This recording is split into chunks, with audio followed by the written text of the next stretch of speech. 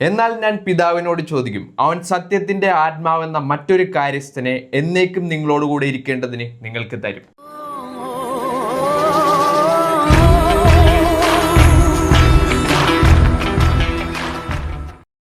സുഹൃത്തുക്കളെ, കഴിഞ്ഞ പ്രാവശ്യം ഞങ്ങൾ ചെയ്ത വീഡിയോയിൽ ബൈബിളിലുള്ള വാക്യങ്ങൾ യേശു തന്നെയാണോ ദൈവം, യേശു ഒരു പ്രവാചകൻ മാത്രമാണോ എന്നുള്ള കാര്യം നമ്മൾ ബൈബിളിൽ എന്താണ് പറയുന്നത് കാണിക്കുക മാത്രമാണ് ചെയ്തത്. നിങ്ങൾക്കത് പരിശോധിച്ച് നോക്കുക. പക്ഷേ ഈ പ്രാവശ്യം ഞങ്ങൾ സംസാരിക്കാൻ പോകുന്ന കാര്യം, ഈ പ്രാവശ്യം നമ്മൾ സംസാരിക്കാൻ പോകുന്നത് യേശുവും പരിശുദ്ധാത്മാവും ഒന്നാണോ?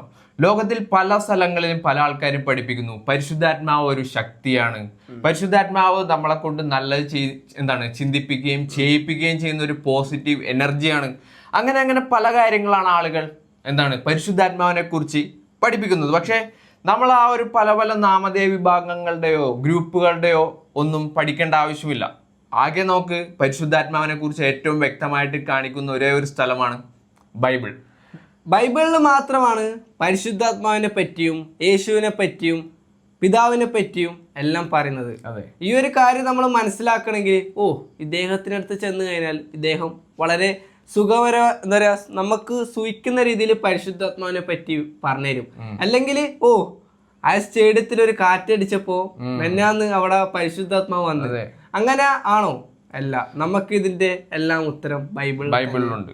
അതുകൊണ്ടാണ് നമ്മൾ ആദ്യം തന്നെ യോഹന്നാൻ 14:16-17 പോകുന്നത്. യേശു അവിടെ പറയുകയാണ്, ഭൂമിയിലായിരുന്ന സമയത്ത് എന്നാൽ ഞാൻ പിതാവിനോട് ചോദിക്കും, അവൻ സത്യത്തിന്റെ ആത്മാവെന്ന മറ്റൊരു കാര്യസ്ഥനെ എന്നേക്കും നിങ്ങളോട് കൂടി ഇരിക്കേണ്ടതിന് നിങ്ങൾക്ക് തരും. ആ ഒരു വാക്യത്തിൽ തന്നെ കാണാം കാര്യസ്ഥൻ എന്നുള്ള ഒരു വാക്ക്. കാര്യസ്ഥൻ എന്നുള്ള വാക്കിന്റെ ഗ്രീക്ക് പദം എന്ന് പറയുമ്പോൾ അവിടെ ഉപയോഗിച്ചിരിക്കുന്നത് പാരക്ലീറ്റോസ് എന്നാണ്. നിങ്ങളത് വളരെ വ്യക്തമായിട്ട് പരിശോധിച്ച് നോക്കുക. പാരക്ലീറ്റോസ് എന്ന് പറഞ്ഞ വാക്കാണ്. അതിന്റെ അർത്ഥം സഹായകൻ, അല്ലെങ്കിൽ കാര്യസ്ഥൻ, അഡ്വക്കേറ്റ്, കൗൺസിലർ, ഇങ്ങനെ ഹെൽപ്പർ, ഇങ്ങനെയുള്ള വാക്കുകളാണ് അതിന്റെ അർത്ഥം. ഈ ഒരു വാക്കിലൂടെ തന്നെ നമുക്ക് കാണാൻ പറ്റും ആരാണ് പരിശുദ്ധാത്മാവെന്ന്. കാരണം ഇതിനോട് ചേർന്ന് പോകുന്ന മറ്റൊരു വാക്യമാണ് 1 യോഹന്നാൻ 2-1 വാക്യം. നിങ്ങളൊന്ന് വായിക്കുക, അങ്ങോട്ട് തിരിക്കുക ബൈബിളുകൾ. 1 യോഹന്നാൻ 2:1 വളരെ വ്യക്തമാണ്. എന്നാൽ അതായത് എൻ്റെ കുഞ്ഞുങ്ങളെ, നിങ്ങൾ പാപം ചെയ്യാതിരിപ്പാൻ ഞാനിത് നിങ്ങൾക്ക് എഴുതുന്നു. ഒരുത്തൻ പാപം ചെയ്തുവെങ്കിലോ നീതിമാനായ യേശുക്രിസ്തു എന്ന കാര്യസ്ഥൻ നമുക്ക് പിതാവിൻ്റെ അടുക്കലുണ്ട്. അവിടെ തന്നെ വ്യക്തമാണ് യേശുക്രിസ്തു ആരാണ്? പിതാവിൻ്റെ അടുക്കൽ നമുക്കുള്ള കാര്യസ്ഥൻ. യേശുക്രിസ്തു പരിശുദ്ധാത്മാവിനെ കുറിച്ച് എന്താണ് പറഞ്ഞത്? അവൻ സത്യത്തിന്റെ ആത്മാവെന്ന മറ്റൊരു കാര്യസ്ഥനെ. ഇപ്പോ യേശു ഭൂമിയിലായിരുന്നപ്പോ എന്താണ് പറയണത്? ഞാൻ പോകുന്നത് നല്ലത്, കാരണം ഞാൻ പോയാലേ ആര് വരുള്ളൂ? കാര്യസ്ഥൻ വരുള്ളൂ. യോഹന്നാൻ 16:7 വാക്യം. എന്നാൽ ഞാൻ നിങ്ങളോട് സത്യം പറയുന്നു, ഞാൻ പോകുന്നത് നിങ്ങൾക്ക് പ്രയോജനം. ഞാൻ പോകാനാൽ കാര്യസ്ഥൻ നിങ്ങളുടെ അടുക്കൽ വരികയില്ല. ഞാൻ പോയാൽ അവനെ നിങ്ങളുടെ അടുക്കൽ അയക്കും. അതെ, ഈ ഒരു കാര്യം നമ്മളൊരു ചോദ്യം തന്നെ ഉണ്ടാക്കുന്നു നമ്മുടെ മനസ്സിലല്ലേ. കാര്യസ്ഥൻ ഇപ്പോ യേശു പോയി കഴിഞ്ഞാൽ ഇനിയൊരു വ്യക്തി വരുമോ? അല്ല, അത് മാത്രമല്ല, യേശുക്രിസ്തു പോകുന്നത് എങ്ങനെയാണ് ഇവർക്ക് ഗുണമാകുന്നത്? അല്ല, യേശുക്രിസ്തു അവരുടെ ഉള്ളത് ഏറ്റവും ഗുണമല്ലേ? ഏറ്റവും അധികം ആളുകളിലേക്ക് സൗഖ്യങ്ങൾ എത്തുന്നു. ഏറ്റവും അധികം പ്രത്യേകിച്ച് മരിച്ചിട്ട് ഉയർത്തെഴുന്നേറ്റ അവസ്ഥയിൽ എല്ലാരും കണ്ടു കഴിഞ്ഞാൽ യേശുവിനെ വിശ്വസിക്കുമല്ലോ. പക്ഷെ യേശുക്രിസ്തു പറയുന്നത് എന്താണ്? ഞാൻ പോകുന്നത് നിങ്ങൾക്ക് നല്ലത്, ഗുണം. കാരണം ഞാൻ പോകുകയാൽ ആര് വരില്ല? കാര്യസ്ഥൻ വരികയില്ല, അതായത് ആത്മാവ് വരികയില്ല. ഒന്ന് നമ്മൾ തന്നെ ചിന്തിച്ചു, എത്ര മനോഹരമായിട്ടാണ് ഈ വാക്യങ്ങളെല്ലാം ബൈബിളിൽ പറയണത്. ഇതൊരു വ്യക്തിയെ പറ്റിയാണ് പറയണത്, അല്ലെങ്കിൽ ആ ഒരു കാര്യസ്ഥൻ വന്നോ? അതെ, ഇതിനെല്ലാം ഉത്തരം വളരെ വ്യക്തമായിട്ട് ബൈബിളിൽ തന്നെ ഉണ്ട്. ഇപ്പൊ നമ്മള് 1 യോഹന്നാൻ 2:1 എന്താണ് കാണുന്നത്? അതെ, നീതിമാനായ യേശുക്രിസ്തു എന്ന കാര്യസ്ഥൻ നമുക്ക് പിതാവിന്റെ അടുക്കലുണ്ട്. ആ ഒരു കാര്യസ്ഥൻ ആരാണ്? യേശുക്രിസ്തു തന്നെയാണ് ആ കാര്യസ്ഥൻ. അതെ, പിന്നെ 16:7 ഇപ്പോൾ വായിച്ചത് യേശുക്രിസ്തു പോകുന്നത് നമുക്ക് അവർക്കും ഗുണമായിരുന്നു, നമ്മൾക്കും ഗുണമാണ്. കാരണം യേശുക്രിസ്തു ഭൗതികമായ അവസ്ഥയിൽ ഇപ്പൊ യെരുശലേമിലായിരിക്കുമ്പോൾ അവിടെ ആയിരിക്കാനേ പറ്റുള്ളൂ, അല്ലെങ്കിൽ എരിഹോലായിരിക്കുമ്പോൾ അവിടെ ആയിരിക്കാനേ പറ്റുള്ളൂ, അല്ലെങ്കിൽ വേറെ ഗലീല തീരങ്ങളിലായിരിക്കുമ്പോൾ അവിടെ ആയിരിക്കാനേ പറ്റൂ. എല്ലായിടത്തും ഒരേ സമയത്തായിരിക്കാൻ പറ്റുമോ? അങ്ങനെയാണെങ്കിൽ ലാസർ മരിച്ചപ്പോൾ യേശുക്രിസ്തുവിന് അവിടെ നിന്ന് ദൂരെ നിന്ന് നടന്ന് വരേണ്ട ആവശ്യമില്ലായിരുന്നു. അപ്പൊ ഭൗതികമായ അവസ്ഥയിൽ യേശുക്രിസ്തുവിന് എല്ലായിടത്തും ആയിരിക്കാൻ പറ്റില്ല.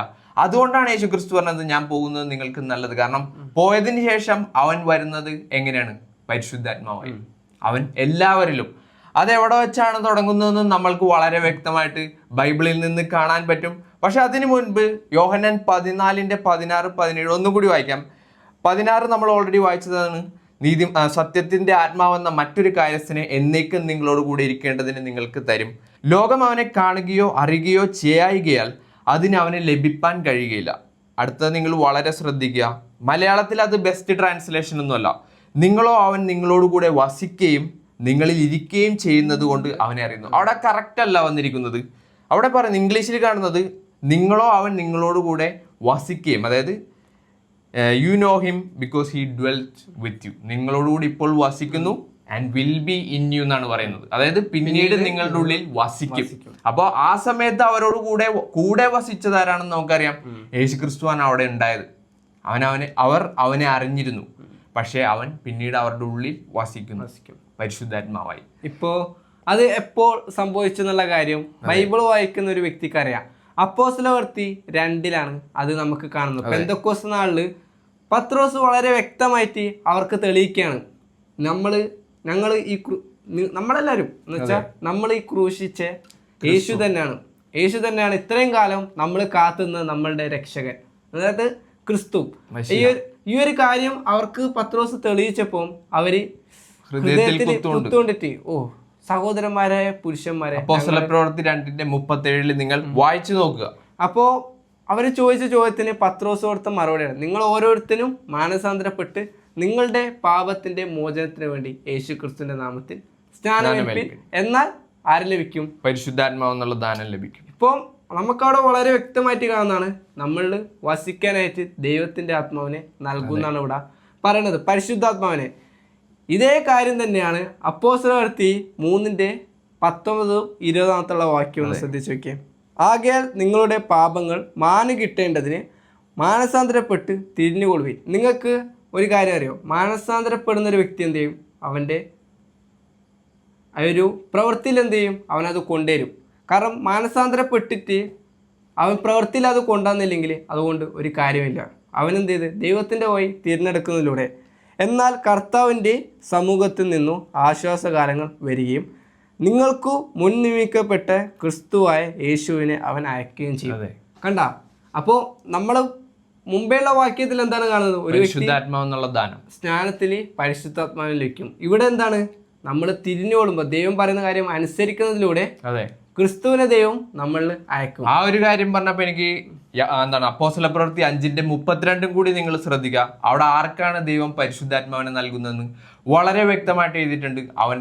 അവനെ അനുസരിക്കുന്നവർക്കാണ് അവൻ പരിശുദ്ധാത്മാവിനെ നൽകുന്നത്. അല്ലാതെ പലരും ചിന്തിക്കുന്ന ഒരു കാര്യമാണ്, അതായത് ബൈബിള് നമുക്ക് മനസ്സിലാകണമെങ്കിൽ നമ്മുടെ ഉള്ളിൽ ആത്മാവ്, അതായത് പരിശുദ്ധാത്മാവ് വേണം. അങ്ങനെയാണോ? ഇല്ല, അനുസരിക്കുന്നവർക്കാണ് ദൈവത്തിന്റെ ആത്മാവിനെ ദൈവം നൽകുന്നതെന്നാണ് ബൈബിള് പറയുന്നത്. ഇപ്പം എത്യോപ്യക്കാരനായ ഷണ്ണന് വചനത്തിൽ നിന്നാണ് ആ ഒരു കാര്യം ഫിലിപ്പോസ് കാണിച്ചു കൊടുത്തത്. അല്ലാതെ ഫിലിപ്പോസ് പറയുമോ നിന്നിൽ ആത്മാവില്ല അതുകൊണ്ട് നിനക്ക് മനസ്സിലാക്കാൻ പറ്റൂല, അല്ല, ബൈബിളിൽ നിന്ന് കാണിച്ചു കൊടുത്ത് എന്നിട്ടാണ് അവനത് തിരഞ്ഞെടുക്കുന്നത്. അതെ. പിന്നെ നമുക്ക് കാണാൻ പറ്റും, നിങ്ങൾക്ക് ഇനിയും അധികം വാക്യങ്ങൾ വേണമെങ്കിൽ ഒരുപാട് വാക്യങ്ങളുണ്ട് പുതിയ നിയമത്തിലും പിന്നെ പഴയ നിയമത്തിലെ പ്രവചനങ്ങളിലും അബ്രഹാമിനോടുത്ത വാഗ്ദത്തം, ഇങ്ങനെയുള്ള ഒരുപാട് കാര്യങ്ങൾ നമുക്ക് സംസാരിക്കാൻ പറ്റും. പക്ഷെ പരിശുദ്ധാത്മാവാണ് ഒരു ക്രിസ്ത്യാനിയുടെ ഉള്ളിൽ വസിക്കുന്നതെന്ന് ബൈബിൾ പറയുന്നു. അത് നിങ്ങൾ വിശ്വസിക്കുന്നുണ്ടെങ്കിൽ കൊലോസ്യ ലേഖനത്തിലും നമുക്ക് കാണാൻ പറ്റും 1:27, അതായത് മഹത്വത്തിന്റെ പ്രത്യാശ ക്രിസ്തു നിങ്ങളിൽ ഇരിക്കുന്നു. ക്രിസ്തു നിങ്ങളിൽ. ഇതേ കാര്യം തന്നെയാണ് റോമർ 8:9-11 വരെ നിങ്ങൾക്ക് വായിക്കാൻ പറ്റുന്നത്. ജഡസ്വഭാവമുള്ളവർക്ക് ദൈവത്തെ പ്രസാദിപ്പിക്കാൻ കഴിവില്ല. 8-ാം വാക്യത്തിൽ. 9-ാം വാക്യത്തിൽ നിങ്ങളോ ദൈവത്തിന്റെ ആത്മാവ് നിങ്ങളിൽ വസിക്കുന്നു എന്ന് വരും. കണ്ടോ, പരിശുദ്ധാത്മാവിനെ അവിടെ വിളിച്ചിരിക്കുന്നത് ദൈവത്തിന്റെ ആത്മാവ് എന്ന് വരികിൽ ജഡസ്വഭാവമുള്ളവരല്ല, ആത്മസ്വഭാവമുള്ളവരത്രേ. ക്രിസ്തുവിന്റെ ആത്മാവില്ലാത്തവൻ അവനുള്ളവനല്ല. അപ്പൊ പരിശുദ്ധാത്മാവിനെ പിന്നെ വിളിക്കുകയാണ് ക്രിസ്തുവിന്റെ ആത്മാവ്.